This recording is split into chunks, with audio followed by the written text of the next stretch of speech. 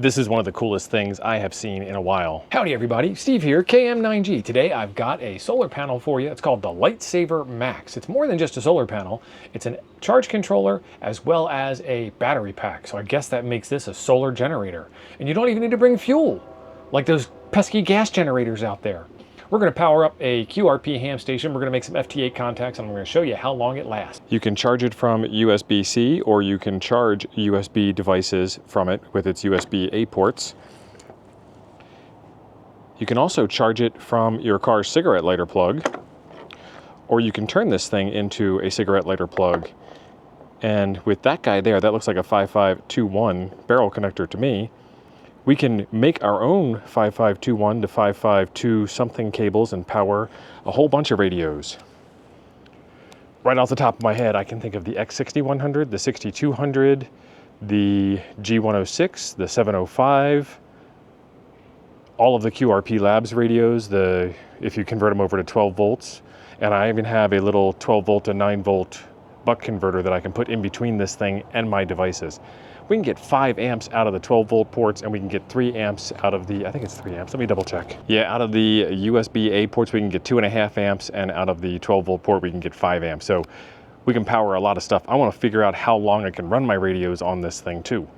On one end, we've got the business end, and I've done a little tiny bit of charging, not much. So you can see one little red light that pops up there and tells me that I've got 1 bar of charge. It's actually upside down. And there is the input for the cigarette lighter plug, and there is the input for USB-C charging on one end.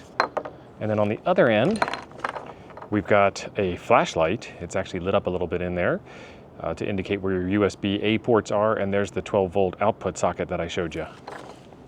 And then if we unwrap this guy, this is pretty cool.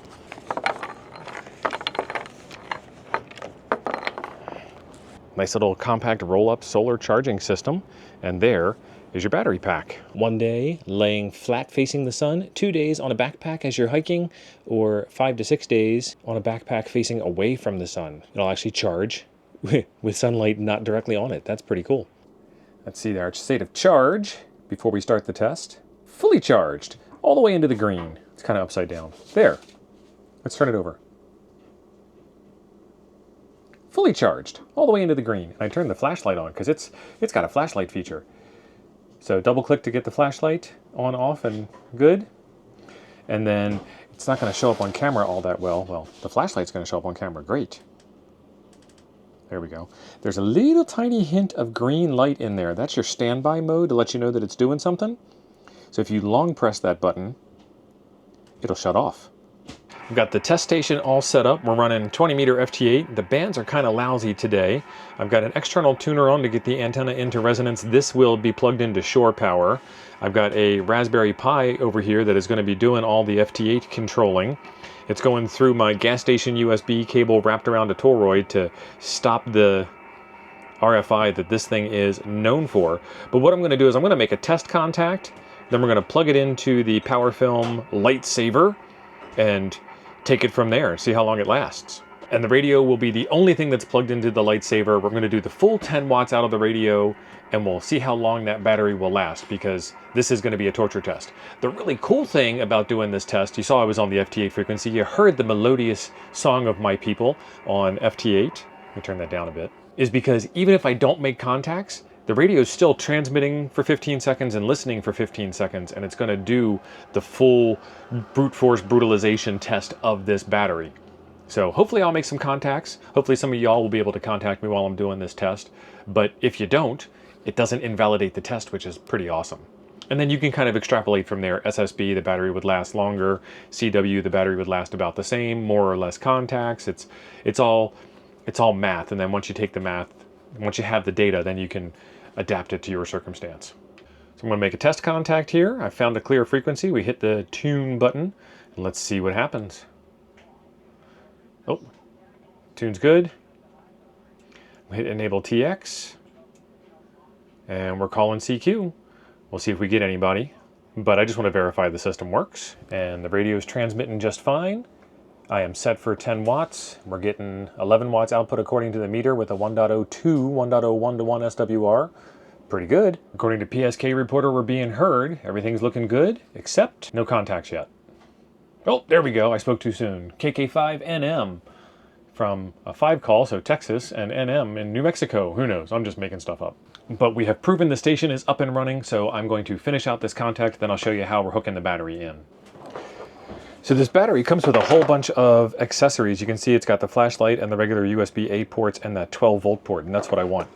It comes with this cigarette lighter adapter thing that you can plug in there. And then I have, I'm being lazy, I have cigarette lighter adapters. So you plug those guys in, and that one's not light enough, so I got 2 of them. And you plug that in. Do I need to turn it on? There we go. Now we've got a light on the cigarette lighter adapter. And then this here goes to power poles. So I'm going to unplug my 705 from the wall here and plug it into the battery. And then we'll take a look over here at the 705 itself and verify that we're still getting 100% RF power, which means that we're going to run 10 watts. And then one more thing I want to do is pull the internal battery on the 705 out. So now we are 100% running off of the PowerFilm solar panel battery LightSaver Max charging device. And it is 11:14 a.m. And start. All right, we are transmitting. We're doing 8 watts out now. So a little bit lower on external battery. Let's check out our meter. And we're fluttering a bit. That happens on regular FT8 as well. And rather than watch paint dry together, I'll come back after this test is done and show you all the results. I've got a timer set on my phone. Every 15 minutes we'll check in on it. Well, the lights just went dark on the 705 and we spent 4 hours and 18 minutes making contacts. Aren't you glad I didn't just do that in real time for you guys? 23 contacts, 4 hours, 18 minutes, and worked out really well. There was some interesting stuff going on here with the indicator lights on the front. So as you are chewing down battery power, at first I just I'm just mark down yellow, and then I realized that there was more than just, one color on the bar and more than just one of each color bar on the bar. And so I started counting the number of bars. So we went from 8, 7, and then all of a sudden we did this 3 thing, and then it jumped back up to 6, and while I was watching it, it actually moved to 5. And then it hit 3, and then 5, and then 1, and then 3, and then 2, and then finally it kind of steadied out around 1. And maybe some of that had to do with the fact that, the battery was recovering after transmit, or it was I tried not to get it while it was transmitting after I noticed that first 3. So maybe that 3 was during transmit, I'm not 100% sure. But 4 hours and 18 minutes is not bad for pulling 10 watts out. The radio was set to 10 watts, it said it was happy. The antenna tuner that I have on there showed that it was 8 watts in the beginning, but I saw up to 8.9 or whatever, and that's because of the mismatch in the antenna and blah, blah, blah. Not making excuses, just telling you where the number was. Before, when we were on shore power, it was at 11, so it's definitely lower. Like I said, I'm not making any excuses, just is what it is.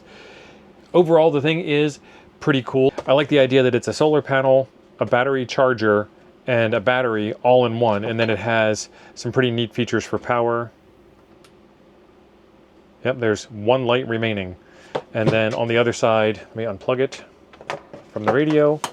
On the other side, you've got your USB ports and your flashlight and a straight 12-volt output port, which is what we were using. And like I said, I was being lazy. I just used a 5525 to cigarette lighter socket adapter, which comes with the PowerFilm battery. And then I took a cigarette lighter plug that is adapted to Anderson power poles, and then I took my 705 power cord that plugs directly into the 705 over 5525. You can cut through all that nonsense and just run 5525 to 5525 on a cable, or you can do 5525 to power pole and then power pole to 5525 again if you wanted to adapt this to all of your different radios that have all of their weird power connectors.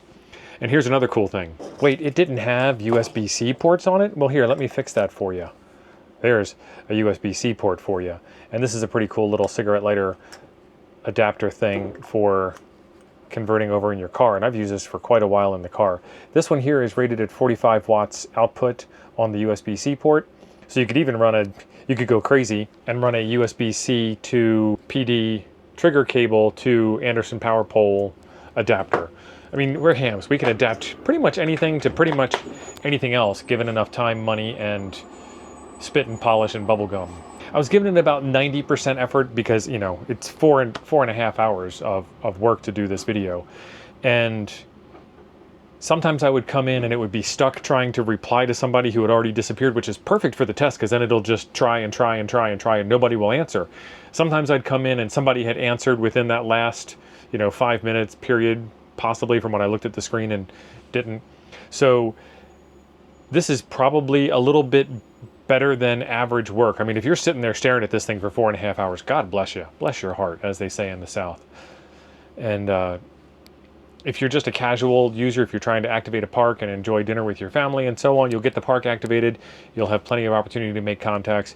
It'll be a pretty cool thing. I love the size and shape of this thing. It's a really big flashlight that you can take with you, and it's about the size of one of those old mag lights that we used to carry around. I love the form factor, I love the tech, I love the roll-up nature of it.